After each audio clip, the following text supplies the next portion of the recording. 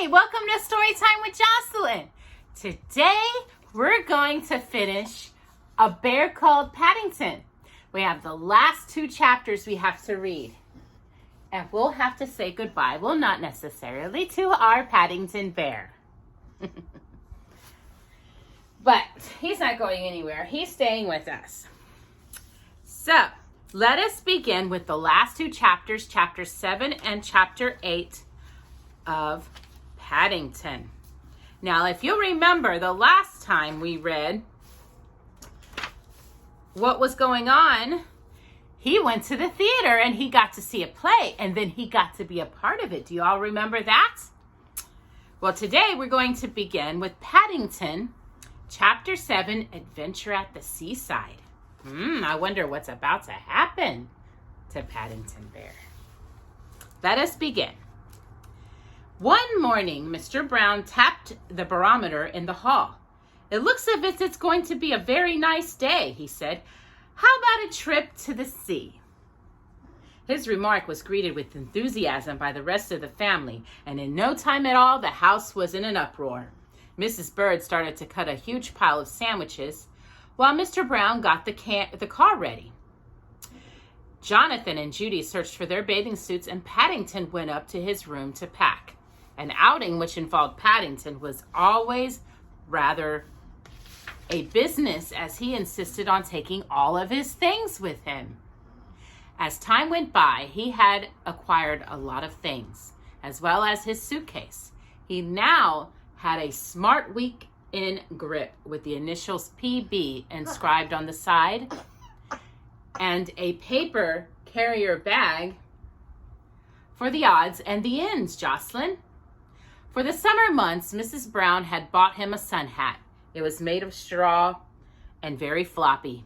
Paddington liked it, for by turning the brim up or down, he could make it in different shapes. And it was really like having several hats in one. When we get to the bright sea," said Mrs. Brown, "we'll buy you a bucket and a spade. Then you can make a sandcastle. And you can go on the pier," said Jonathan eagerly. "They've some super machines on the pier. You better bring plenty of pennies." "And we can go swimming," added Judy. "You can swim, can't you?" "Not very well, I'm afraid," replied Paddington. "You see, I've never been to the seaside before." "Never been to the seaside?" Everyone stopped what they were doing and stared at Paddington. "Never," said Paddington. They all agreed that it must be nice to be going to the seaside for the first time in one's life. Even Mrs. Bird began talking about the time she first went to the bright sea many years before. Paddington became very excited as they told him all about the wonderful things he was going to see. The car was crowded when they started off. Mrs. Bird, Judy, and Jonathan sat in the back. Mr. Brown drove, and Mrs. Brown and Paddington sat beside him. Paddington liked sitting in the front, especially when the window was open, so that he could poke his head out in the cool breeze. After a minor delay, when Paddington's hat blew off on the outskirts of London, they were soon on the open road. "Can you smell the sea yet, Paddington?" asked Mrs. Brown after a while. Paddington poked his head out and sniffed. "I can smell something," he said. "Well," said Mr. Brown, "keep on sniffing because we're almost there."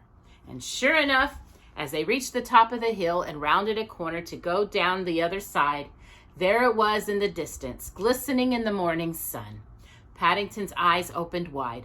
"Look at all the boats on the dirt!" he cried, pointing in the direction of the beach with his paw. Everyone laughed. "That's not dirt," said Judy. "That's sand." By the time they had all explained all about the sand to Paddington, they were in Bright Sea itself and driving along the front. Paddington looked at the sea rather doubtfully. The waves were much bigger than he had imagined, not so big as the one he's seen on his journey to England, but quite large enough for a small bear.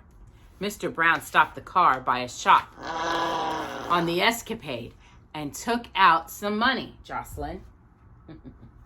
She's just waking up. "I'd like to fit this bear out for a day at the seaside," he said to the lady behind the counter. "Let's see now. We shall need a bucket and a spade, a pair of sunglasses, and one of those rubber tires." And he reeled off the list. The lady handed the articles to Paddington, who began to wish he had more than 2 paws. He had a rubber tire rubbered in round his middle, which kept slipping down around his knees. A pair of sunglasses balanced precautiously on his nose, his straw hat, a bucket and spade in one hand, and his suitcase in the other. "Photographs, sir?" Paddington turned to see an untidy man with a camera looking at him. "Only a shilling, sir. Results guaranteed. Money back if you're not satisfied." Paddington considered the matter for a moment. He didn't like to look at the man very much, but he had been saving hard for several weeks and now had just over 3 shillings. It would be nice to have a picture of himself.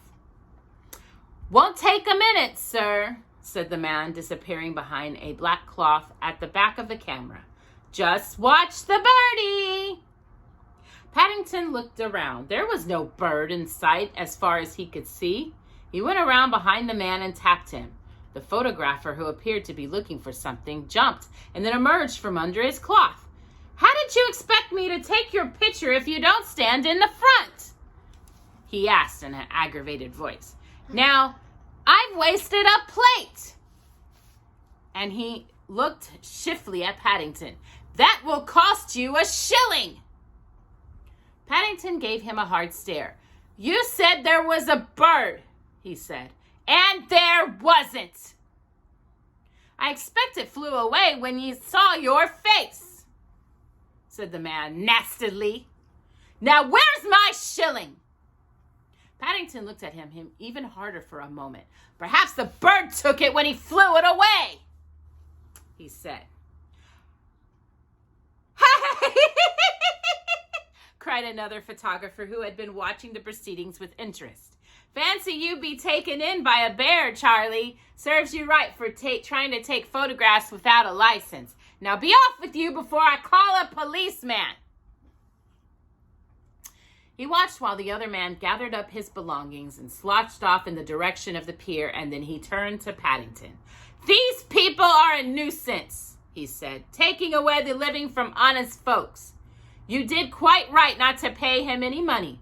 And if you'll allow me, I'd like to take a nice picture of you myself as a reward." The Brown family exchanged glances. "I don't know," said Mrs. Brown. "Paddington always seems to fall on his feet." "That's because he's a bear," said Mrs. Bird darkly. "Bears always fall on their feet." She led the way on to the beach and carefully laid out a traveling rug on the sand behind a breakwater. "This will be as good as a spot as any," she said. "Then we shall all know where to come back to and no one will get lost." "The tide's out," said Mr. Brown, "so it will be nice and safe for bathing." He turned to Paddington. "Are you going in, Paddington?" he asked. Paddington looked at the sea. "I might go for a paddle," he said. "Well, hurry up," called Judy, "and bring your bucket and spade. Then we can proceed to making sandcastles." "Gosh!" Jonathan pointed to a notice pinned on the wall behind them. "Look! There's a sandcastle competition! Wazoo! First prize, £2 for the biggest sandcastle." "Suppose we'll join in and make one," said Judy. "I bet the 3 of us together can make the biggest one you've ever seen."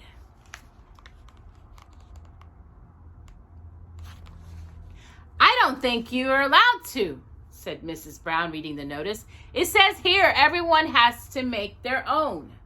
Judy looked disappointed. "Well, I shall have to go anyway. Come on, you two. Let's have a bathe first, and then we can start digging after lunch." She raced down the sand closely, followed by Jonathan and Paddington.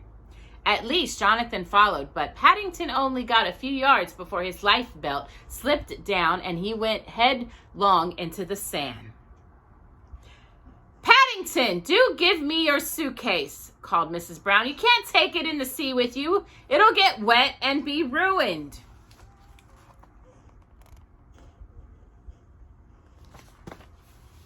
Looking rather crestfallen, Paddington handed his things to Mrs. Brown for safekeeping and then ran down the beach after the others. Judy and Jonathan were already a long way out when he got there, so he contented himself with sitting on the water's edge for a while, letting the waves whirl and swirl around him as they came in. It was a nice feeling, a bit cold at first, but he soon got warm. He decided the seaside was a nice place to be. He paddled out to where the water was deeper and then laid back in his rubber tie, letting the waves carry him gently back to the shore.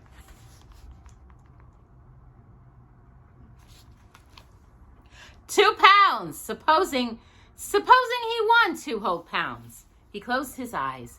In his mind, he had a picture of a beautiful castle made of sand, like the one he'd once seen in a picture book, with battlements and towers and a moat. It was getting bigger and bigger, and everyone else on the beach had stopped to gather round and cheer. Several people said they had never seen such a big sand castle. And he woke with a start as he felt someone splashing water on him. "Come on, Paddington," said Judy, lying there in the sun fast asleep. "It's time for lunch, and we've got lots of work to do afterwards." Paddington felt disappointed. He had been a nice sand castle in his dream. He was sure it would have won first prize. He rubbed his eyes and followed Judy and Jonathan up the beach to where Mrs. Bird had laid out the sandwiches. Ham, egg, and cheese for everyone else, and special marmalade ones for Paddington, with ice cream and fruit salad to follow. Yum. "I vote," said Mr. Brown, who had in mind an after-lunch nap for himself, "that after we've eaten, you all go off in different directions and make your own sandcastles. Then we'll have our own private competition as well as the official one. I'll give 2 shillings to the one with the biggest castle." All three thought that was a good idea. "But don't go too far away," called Mrs. Brown as Jonathan, Judy, and Paddington set off. "Remember, the tide's coming in." Her advice fell on deaf ears. They were all too much interested in sandcastles. Paddington especially was gripping his bucket and spade in a very determined fashion. The beach was crowded, and he had to walk quite a long way before he found a deserted spot. First of all, he dug a big moat in a circle, leaving himself a drawbridge so that he could fetch and carry the sand for the castle itself. And then he set to work carrying bucket loads of sand to build the walls of the castle. He was an insidious bear, and even though it was hard work and his legs and paws soon got tired, he persevered until he had a huge pile of sand in the middle of his circle. Then he set to work with his spade, smoothing out the walls and making the battlements. They were all very good battlements, with holes for windows and slots for the archers to fire through. When he had finished, he stuck his spade in one of the corner towers, placed his hat on top of that, and then laid down inside next to his marmalade jar and closed his eyes. He felt tired, but very pleased with himself. With the gentle roar of the sea in his ears, he soon went fast asleep. Jocelyn. "We've all been all along the beach," said Jonathan, "but we can't see him anywhere." "He didn't even have his life belt with him," said Mrs. Brown anxiously. "Nothing, just a bucket and a spade." The Browns were gathered in a worried group around the man from the life-saving hut. "He's been gone several hours," said Mr. Brown, "and the tide's been in over 2. The man looked serious. "And you say he can't swim?" he asked. "He doesn't even like having a bath much," said Judy. "So I'm sure he can't swim." "Here's his photograph," said Mrs. Bird. "He only had taken it this morning." She handed the man Paddington's picture and then dabbed at her eyes with a handkerchief. "I know something's happened to him. He wouldn't have missed tea unless something was wrong." The man looked at the picture. "We could send out a description," he said dubiously, "but it's a job to see what it looks like by that.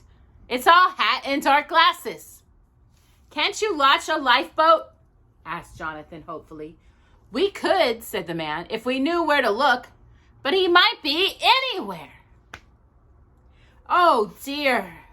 Mrs. Brown reached for her handkerchief as well. I can't bear to think about it. Something will turn up, said Mrs. Bird comfortingly. He's got a good head on his shoulders. Well, said the man, holding up a dripping straw hat, you'd better have this, and in the meantime, we'll see what we could do. There, Mary. Mr. Brown held his wife's arms. Perhaps he's just left it on the beach or something. It may have got picked up by the tide. He bent down to pick up the rest of Paddington's belongings. They seemed very small and lonely, lying there on their own. It's Paddington's hat, all right, said Judy, examining. Look, it's got his mark inside. She turned the hat inside out and showed them the outline of a paw mark in black ink and the words, My hat, Paddington. I vote we all separate, said Jonathan, and comb the beach. We'll stand more chance that way. Mr. Brown looked dubious. It's getting dark, he said. Mrs. Bird put down the traveling rug and folded her arms. Well, I'm not going back until he's found, she said. I couldn't go back to that empty house, not without Paddington. No one's thinking of going back without him, Mrs. Bird, said Mr. Brown. He looked helplessly out to sea. It's just... Perhaps he didn't get swept out to sea, said the life-saving man hopefully. Perhaps he just gone on the pier or something. There seems to be a big crowd headed that way. Must be something interesting going on. He called out to a man who had just passed. What's going on at the pier, chum? Without stopping, the man looked back over his shoulder and shouted, Chap just crossed the Atlantic all by itself on a raft. Hundreds of days without food or water, so they say. He hurried on. The life-saving man looked disappointed. Another of those publicity stunts, he said. We'll get 'em every year. Mr. Brown looked thoughtful. I wonder, he said, looking in the direction of the pier. It would be just like him, said Mrs. Bird. It's the sort of thing that would happen to Paddington. It's gotta be, cried Jonathan. It's just gotta be. They all looked at each other and then, picking up their belongings, they joined the crowd hurrying in the direction of the pier.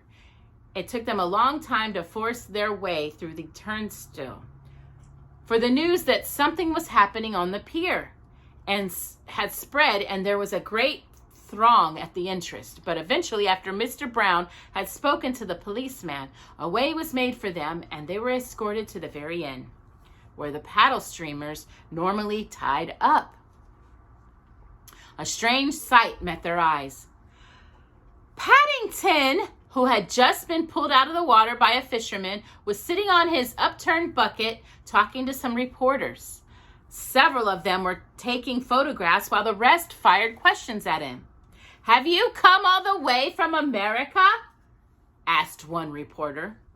The Browns, hardly knowing whether to laugh or cry, waited eagerly for Paddington's reply. Well, no, said Paddington truthfully after a moment's pause. Not America, but I've come a long way. He waved a paw vaguely in the direction of the sea. I got caught by the tide, you know. And you sat in that bucket all the time? Asked another man, taking a picture. That's right, replied Paddington, and I used my spade as a paddle. It was lucky I had it with me. Do you live on plankton? Inquired another voice. Paddington looked puzzled. No, he said. Marmalade. Mr. Brown pushed his way through the crowd. Paddington jumped up and looked rather guilty. Now then, said Mr. Brown, taking his paw, that's enough questions for today. This bear's been at sea for a long time, and he's tired. In fact, he looked meaningly at Paddington, he's been at sea all afternoon. Is it still only Tuesday? Asked Paddington innocently. I thought it was much later than that. Tuesday, said Mr. Brown firmly, and we've been worried to death over you. Paddington picked up his bucket and spade and jar of marmalade. Well, he said, I bet not many bears had gone to sea in a bucket all the same. It was dark when they drove along Bright Sea Front on their way home. The promenade was festooned with colored lights, and even the fountains in the gardens kept changing color, Jocelyn. It all looked very, very pretty. Mwah.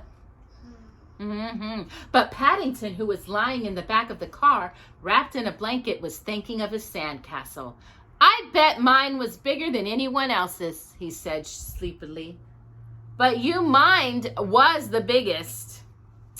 I bet it, said Jonathan. I think, Mr. Brown hastily, you'd all better have 2 ceilings just to make sure. Perhaps we can come again another day, said Mrs. Brown. Then we can have another competition. How about that, Paddington? There was no reply from the back of the car. Sandcastles paddling his bucket all across the harbor, and the sea air had proved too much for Paddington. He was fast asleep. And that is chapter 7. We are now down to the very last chapter of A Bear Called Paddington, chapter 8, A Disappearing Trick. Ooh, said Paddington. Is it really for me? He stared hungrily at the cake. It really was a wonderful cake, one of Mrs. Bird's best. It was covered with sugar icing and had cream and marmalade filling. On the top, there was 1 candle and the words, To Paddington, with best wishes for a happy birthday from everyone. It had been Mrs. Bird's idea to have a birthday party. Paddington had been with them for 2 months. Not even Paddington knew quite how old he was. So they decided to start again and call him 1. Paddington thought this was a good idea, especially when he was told that bears had 2 birthdays every year. 1 in the summer and 1 in the winter. Just like the Queen, said Mrs. Bird. So you ought to consider yourself very important. Paddington did. In fact, he went round to Mr. Gruber straight away and told him the good news. Mr. Gruber looked impressed and was pleased when Paddington invited him to the party. It's not often anyone invites me out, Mr. Brown, he said. I don't know when I went out last, and I shall look forward to it very much indeed.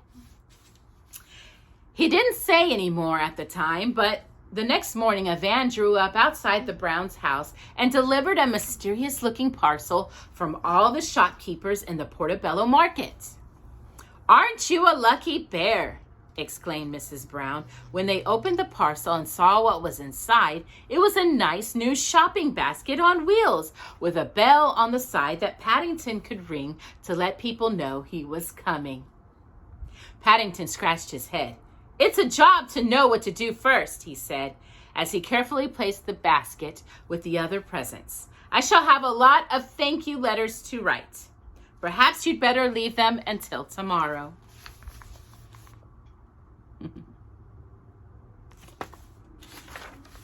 Said Mrs. Brown hastily. Whenever Paddington wrote any letters, he generally managed to get more ink on himself than on the paper.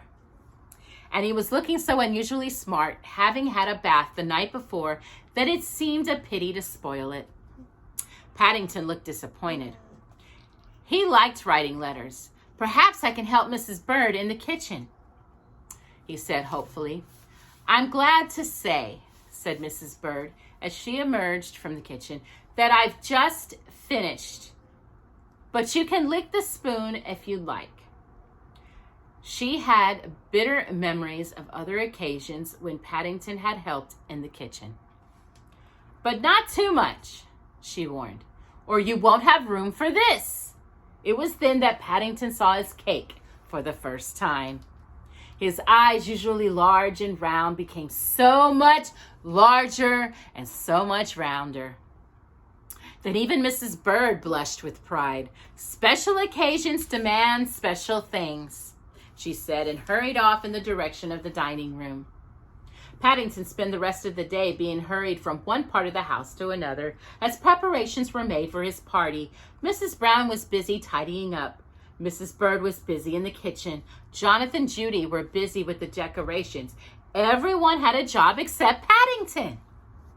I thought it was supposed to be my birthday, he grumbled as he was sent packing into the drawing room for the 5th time after upsetting a box of marbles over the kitchen floor. So it is, dear, said a flustered Mrs. Brown, but your time comes later. She was beginning to regret telling him that bears had 2 birthdays every year, for already he was worrying about when the next one was due. Now you'll just watch out of the window for the postman, she said, lifting him up on the window sill. But Paddington didn't seem very keen on this. Or else, she said, practice doing some of your conjuring tricks, ready for this evening. Among Paddington's many presents was a conjuring outfit from Mr. and Mrs. Brown. It was a very expensive one from Bark Ridges. It had a special magic table, a large mystery box which made things disappear if you followed the directions properly, a magic wand, and several pack of cards. Paddington emptied them all over the floor and settled down in the middle to read the book of instructions. He sat there for a long time, studying the pictures and diagrams and reading everything twice to make sure. Every now and then he absent-mindedly dipped a paw into his marmalade pot, and then, remembering it was his birthday and that there was a big tea to come, he reached up and stood the jar on the magic table before returning to his studies. The first chapter was called Spells. It showed how to wave the magic wand and the correct way to say abracadabra. Paddington stood up, clutching the book in one paw, and waved the wand several times through the air. He also tried saying abracadabra. He looked around. Nothing seemed to have changed, and he was just about to try again when his eyes nearly popped out of his head. The jar of marmalade, which he placed on the magic table only a few minutes before, had disappeared. He searched hurriedly through the book, Jocelyn. There was nothing about making marmalade disappear. Worse still, there was nothing about making it come back again either. Paddington decided it must be a very powerful spell to make a whole pot vanish into thin air, Jocelyn. It was about to rush outside and tell the others when he thought better of it. It might be a good trick to do in the evening, especially if he had persuaded Mrs. Bird to give him another jar. He went out into the kitchen and waved his wand a few more times in Mrs. Bird's direction, just to make sure. I'll give you abracadabra, said Mrs. Bird, pushing him out again. And be careful with that stick or you'll have someone's eye out. Paddington returned to the drawing room and tried saying his spell backwards. Nothing happened, so he started reading the next chapter of the instruction book, which was called The Mystery of the Disappearing Egg. I shouldn't have thought you needed any book to tell you that, said Mrs. Bird at lunchtime, as Paddington told them all about it. The way you gobble your food is nobody's business. Well, said Mr. Brown, as long as you don't try sawing everyone in half this evening, I don't mind. I was only joking, he added hungrily, as Paddington turned an inquiring gaze on him. Nevertheless, as soon as lunch was over, Mr. Brown hurried down the garden and locked up his tools. With Paddington, there was no sense in taking chances. As it happened to have no cause to worry, for Paddington had far too many things on his mind, what with one thing and another. The whole family were there for tea, as well as Mr. Gruber. Several other people came along too, including the Browns' next-door neighbor, Mr. Curry. The last name was a most unwelcome visitor. Just because there's a free tea, said Mrs. Bird. I think it's disgusting taking the crumbs off of a young bear's plate like that. He's not even been invited. He'll have to look slippy if he gets any crumbs off Paddington's plate, said Mr. Brown. All the same, it is a big thick, after all the things he said in the past, and not even bothering to wish him many happy returns. Mr. Curry had a reputation in the neighborhood for meanness and for poking his nose into other people's business. He was also very bad-tempered and was always complaining about the least little thing, which met with his disapproval. In the past, that had often included Paddington, which was why the Browns had not invited him to the party.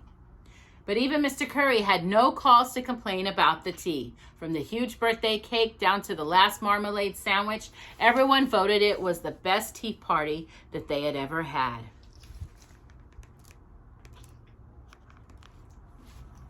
Paddington himself was so full he had great difficulty in mustering enough breath to blow out the candle. But at last he managed it without singering his whiskers, and everyone, including Mr. Curry, applauded and wished him a happy birthday.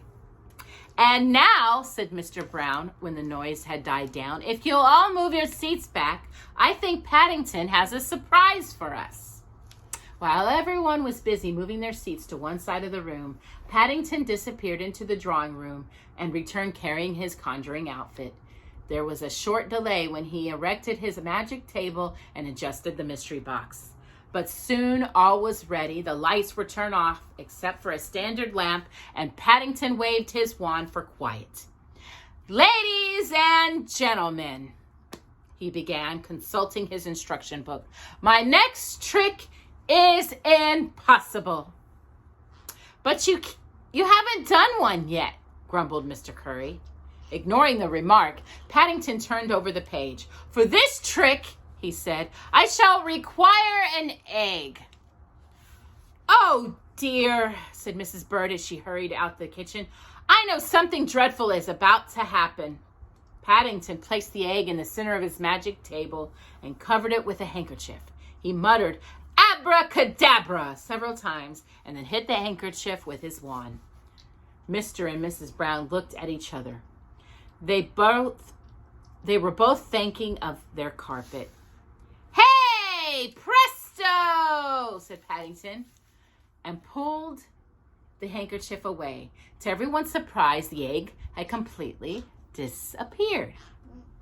"Of course," said Mr. Curry acknowledgeably above the applause. It's all done by sleight of paw, but very good for a bear, though.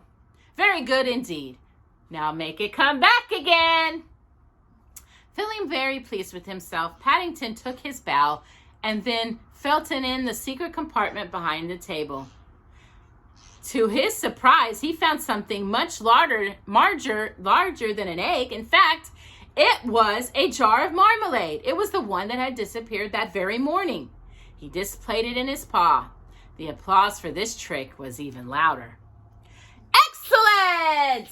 said Mr. Curry, slapping his knee, making people think he was going to find an egg and it was a jar of marmalade all the time. "Very good indeed."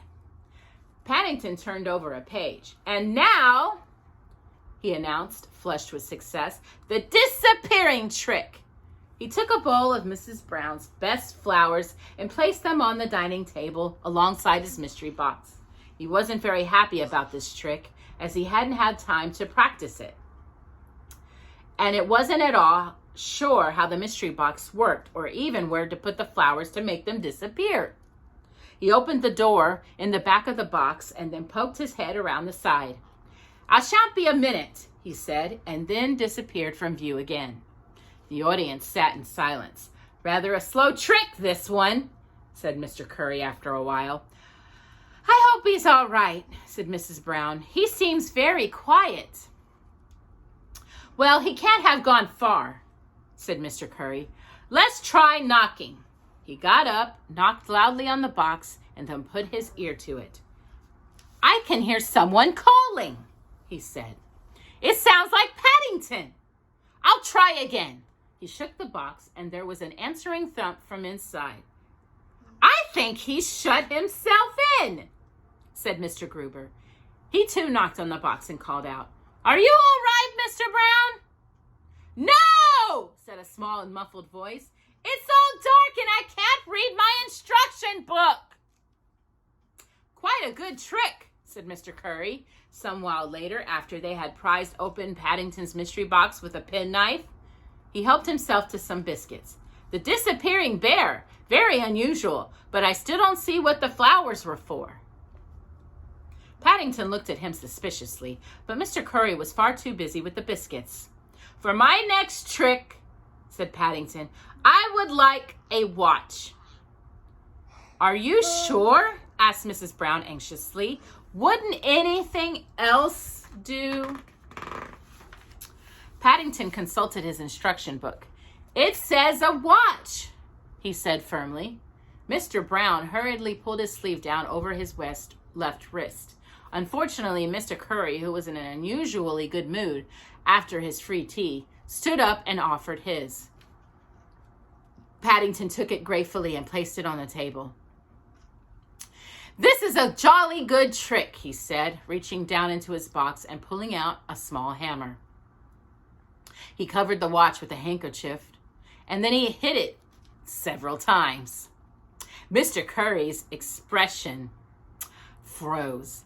I hope you know what you're doing, young bear, he said. Paddington looked rather worried. Having turned over the page, he just read the anonymous words. It is necessary to have a second watch for this trick. Gingerly, he lifted up a corner of the handkerchief, and several clogs and some pieces of glass rolled across the table. Mr. Curry let out a roar of wrath. I think I forgot to say abracadabra, faltered Paddington. Abracadabra! Shouted Mr. Curry beside himself with rage. Abracadabra! He held up the remains of his watch. 20 years I've had this watch, and now look at it. This will cost someone a pretty penny. Mr. Gruber took out an eyeglass and examined the watch carefully.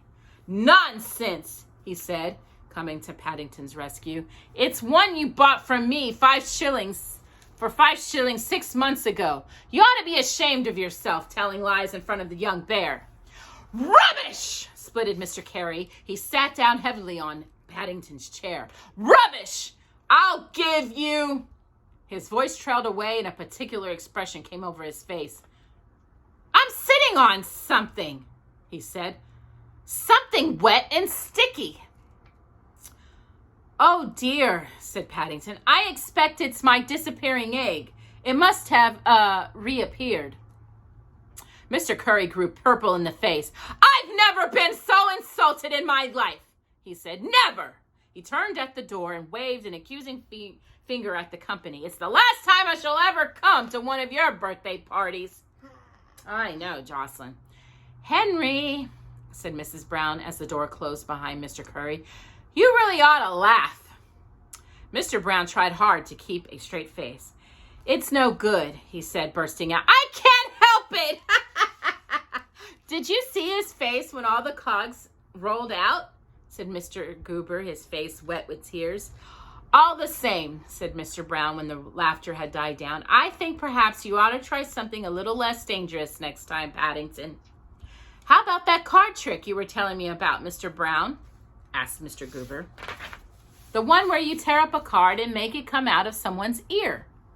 Yes, that sounds like a nice quiet one, said Mrs. Brown. Let's see that. You wouldn't like another disappearing trick? Asked Paddington hopefully. Quite sure, dear, said Mrs. Brown. Well, said Paddington, rummaging in his box. It's not very easy doing card tricks when you've only got paws. But I don't mind trying.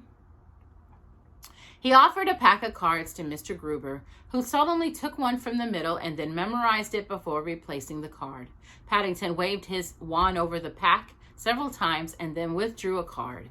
He held up the 7 of spades. Was this it? He asked to Mr. Gruber. Mr. Gruber polished his glasses and stared. You know, he said, I do believe it was. I bet all the cards are the same, whispered Mr. Brown to his wife. Shh, said Mrs. Brown. I thought he did it very well. This is a difficult bit, said Paddington, tearing it up. I'm not very sure about this part. He put the pieces under his handkerchief and tapped them several times with the wand. Oh, said Mr. Gruber, rubbing the side of his head. I felt something go pop in my ear just then, something cold and hard. He felt in his hair. Why, I do believe... He held up a shiny round object to the audience. It's a sovereign! My birthday present for Paddington. Now I wonder how it got in there. "Oh," said Paddington as he proudly examined it. "I didn't expect that. Thank you very much, Mr. Gruber." "Well," said Mr. Gruber, "it's only a small present, I'm afraid, Mr. Brown, but I've enjoyed the little chats we've had in the mornings. I look forward to them very much, and, he cleared his throat and looked around. "I'm sure we all hope you have many more birthdays." Yes, Jocelyn.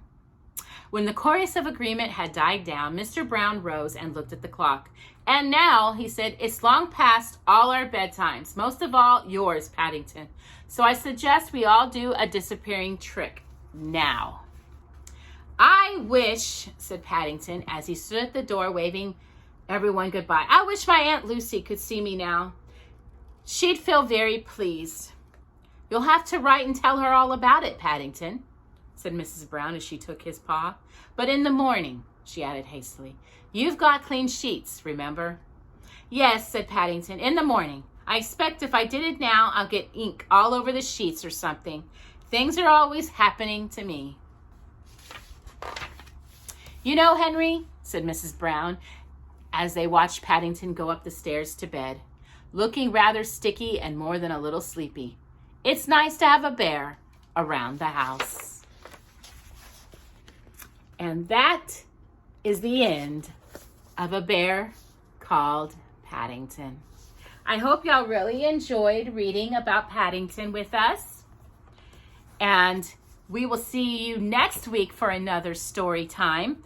And I hope you bared with us in listening to this story, because next month we're going to do it again. In October, we're going to read another chapter book in honor of Halloween, and we're going to read Hocus Pocus. Now, this is a big book. We're only going to read the first part. This also includes the sequel, but we're only going to read the first one. And we're going to read it in all of October. But we'll see you for another story next week. Have a God-blessed weekend, and we will see you. Bye-bye.